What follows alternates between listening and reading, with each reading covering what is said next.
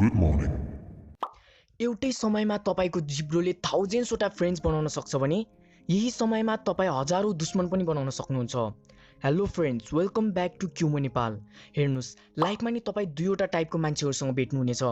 एउटा यस्तो जो रिमाइन्डर गरेर भन्छ कि हेलो एभ्रिवान म आएँ। यस्तो मानिसलाई दुनियाँमा त्यति धेरै आदर गरिँदैन र छिटै नै बिर्सिने गरिन्छ। र अर्को यस्तो टाइपको इन्ट्रेस्टिङ व्यक्ति जो रिमाइन्डर गर्ने बित्तिकै सबैजना खुसीले ताली बजाउँदै चिच्याउँदै वाह फाइनली सर आउनु नै भइहाल्यो भन्ने गरिन्छ। आजसम्म यस्तै मानिसलाई नै आफ्नो लाइफमा म सक्सेसफुल र ह्याप्पिएस्ट पर्सनको रूपमा देखिएको छ। र हामीलाई विश्वास छ कि यो भिडियो हेरिसकेपछि तपाईँ पनि ग्रुप 2 को नै एउटा मेम्बर बन्नुहुनेछ। हामी यो भिडियोमा हेर्नेछौँ कि कुराकानीको समयमा सधैँ केही इन्ट्रेस्टिङ बोल्नको लागि तपाईँ के गर्न सक्नुहुन्छ। नम्बर 2, प्रशंसा यानि कि कम्प्लिमेन्ट गर्नुको त्यो बेस्ट तरिका जुन कि चाप्लुसी जस्तो सुनिँदैन र रियल नै हुन्छ। नम्बर 3, कसैले तपाईँ के गर्नुहुन्छ भनेर सोधेमा तपाईँ कसरी इन्ट्रेस्टिङ वेमा उत्तर दिन सक्नुहुन्छ। नम्बर 4, थ्याङ्क्स भन्नुको त्यो बेस्ट तरिका जुनबाट तपाईँ कसैको पनि मन जित्न सक्नुहुन्छ। नम्बर 5, तपाईँ आफूले जे चाहेको त्यो कुरालाई कसरी हासिल गर्न सक्नुहुन्छ। आउनुहोस् हेरौँ यो 5वटा एडभान्स कम्युनिकेसन टेक्निक्स। नम्बर 1, कुराकानीको समयमा सधैँ केही इन्ट्रेस्टिङ बोल्नको लागि तपाईँ एक्ज्याक्टली के गर्न सक्नुहुन्छ। तपाईँले पार्टीमा जाने मानिसहरूलाई त देख्नु नै भएको छ। उनीहरू पार्टीमा जानुभन्दा अगाडि आफ्नो लुक्सलाई राम्रो बनाउनको लागि राम्रो कपडा, जुत्ता, मेकअप गर्ने गर्छन्। करेक्ट कलरको लिपस्टिक, प्रपर हेयर स्टाइल र पर्फेक्ट म्याचिङ टाई लगाउने गर्छन्। र यो सबै फर्स्ट इम्प्रेसन क्रिएट गर्नको लागि इम्पोर्टेन्ट छ पनि।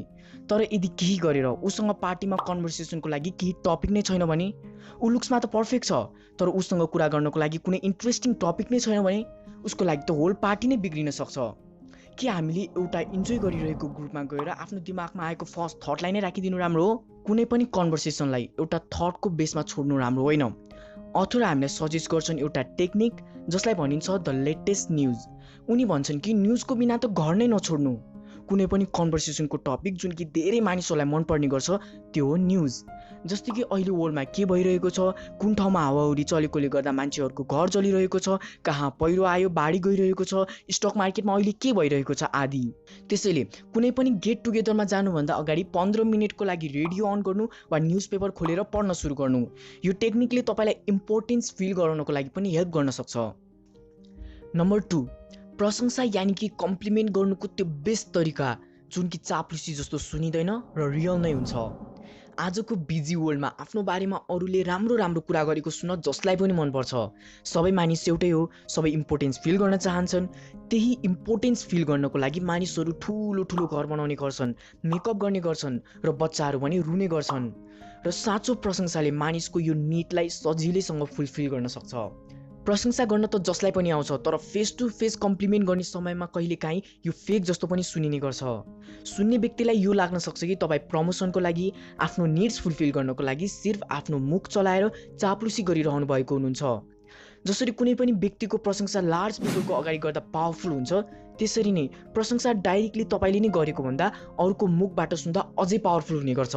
फर इक्जाम्पल, तपाईँ रामहरूलाई कम्प्लिमेन्ट गर्न चाहनुहुन्छ तर तपाईँ डाइरेक्टली प्रशंसा गर्नुको सट्टा तपाईँ उसको क्लोज फ्रेन्ड्स वा फ्यामिली मेम्बरसँग भेट्नुहुन्छ र थोरै स्माइलको साथ भन्नुहुन्छ कि तपाईँलाई थाहा छ रामहरि सरको बिहेभियर एउटा एक्स्ट्रा अर्डिनरी लिडरको जस्तै छ। जबदेखि उहाँले हाम्रो ग्रुपमा जोइन गर्नुभएको छ तबदेखि हाम्रो सेल्समा धेरै नै इन्क्रिज आएको छ, जसले गर्दा हामी सबैजना निकै खुसी छौँ। कहिलेकाहीँ त हामी फेल पनि हुने गर्छौँ, तर उहाँले त्यो समयलाई पनि खुसीको साथ एक्सेप्ट गर्नुहुन्छ। र मेरो मात्र मनको कुरा होइन, यो हामी सबैजनाको हो। र जब यो रामहरिले इन्डाइरेक्टली कसैको मुखबाट सुन्छ तब यसको फिलिङ अलिकति निकै डिफ्रेन्ट हुने गर्छ।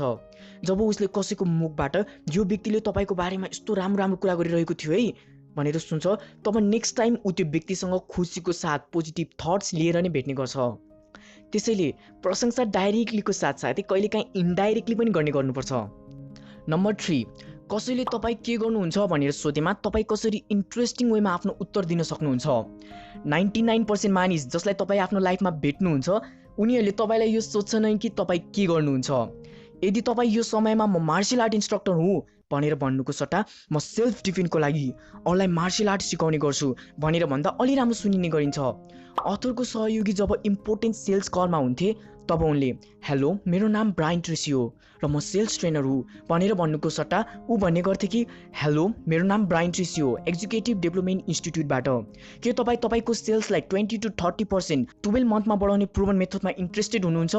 यदि हामी कसैको इन्ट्रेस्ट चाहन्छौँ भने सधैँ आफ्नो काम वा प्रोफेसनसँग एउटा टार्गेटेड पर्सनको अकर्डिङ एउटा सानो स्टोरी पनि जोड्दा अझै राम्रो सुनिने गरिन्छ। जस्तै कि यदि मलाई यही प्रश्न कुनै युवाले आएर सोध्छ भने म भन्छु कि म देशको धेरै युवाहरूको लाइफमा बुक र युट्युबको हेल्पबाट इम्प्रुभमेन्ट लिएर आउने गर्छु भन्दा अलि राम्रो सुनिन्छ। र एउटा उमेरले तपाईँलाई यही प्रश्न आएर सोध्छ भने तपाईँ भन्न सक्नुहुन्छ कि म हेयर ड्रेसर हुँ र म ओमेनहरूलाई आफ्नो फेससँग एक्ज्याक्टली म्याच गर्ने हेयर स्टाइल फाइन्ड गर्नको लागि हेल्प गर्ने गर्छु। यो प्रश्नको उत्तर दिनुभन्दा अगाडि सोच्नु कि यो व्यक्तिलाई मेरो कस्तो उत्तरमा चाहिँ इन्ट्रेस्ट हुनसक्छ र त्यसैको नै बेसमा एन्सर दियो भने राम्रो हुनसक्छ। नम्बर 4, थ्याङ्क्स भन्नुको त्यो बेस्ट तरिका जुनबाट तपाईँ कसैको पनि मन जित्न सक्नुहुन्छ। तपाईँलाई नै थाहा छ कि अहिलेको समयमा थ्याङ्क यू वर्ड एकदमै कमन भइसकेको छ। यसलाई बियर रूपमा युज गर्दाखेरि कहिलेकाहीँ त सुनिँदा पनि सुनिँदैन। Thanks for supporting and watching this video. Other हामीलाई सजेस्ट गर्छन् थ्याङ्क यू वर्डलाई एक्लै युज गर्दाखेरि यसको त्यति धेरै भ्यालु हुँदैन। हजारौँ चोटि सुनिसकेकोले गर्दा यसको धेरै जस्तो व्यक्तिमा इफेक्ट पनि पर्दैन। तपाईँले थ्याङ्क यूको साथै त्यो रिजन पनि भन्नुपर्छ कि तपाईँले उनलाई के को लागि थ्याङ्क यू भनिरहनु भएको हुनुहुन्छ। जस्तै थ्याङ्क यू मात्र भन्नुको सट्टा तपाईँ भन्न सक्नुहुन्छ कि thank you for coming, thank you for being so understanding, thank you for waiting, thank you for being such a good customer, thank you for watching this video, thank you for being so loving. Number 5, तपाईँ आफूले जे चाहेको त्यो कुरालाई कसरी हासिल गर्न सक्नुहुन्छ। एलेक्जेन्डर ग्राहम बेल आफ्नो कुरा सुरु गर्नुभन्दा अगाडि जहिले पनि एउटा प्रश्न सोध्ने गर्थे, is this good time to talk? के यो समयमा हामी कुरा गर्न सक्छौँ? यदि उत्तर हुन्छ, राम्रो मुडमा आयो भने मात्र उनी आफ्नो आइडियाजलाई सेयर गर्ने गर्थे।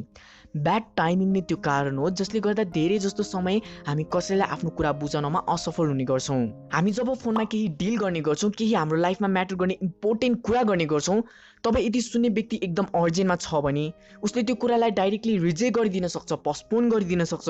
जब तपाईँले कसैलाई कल गर्नुहुन्छ तब तपाईँलाई थाहा हुँदैन कि ऊ निन्द्रामा छ कि बिरामी छ कि वा घरमा ठुलो झगडा परेकोले गर्दा उसको मुड बिग्रेको छ कि जे पनि हुनसक्छ। जब तपाईँ कसैलाई एउटा ठिक समयमा केही आफ्नो इम्पोर्टेन्ट कुरा गर्नुहुन्छ तब चान्सेस बढ्छ कि तपाईँ त्यो समयमा सफल बन्नुहुन्छ। तब तपाईँको रिक्वेस्टलाई एक्सेप्ट गरिन्छ।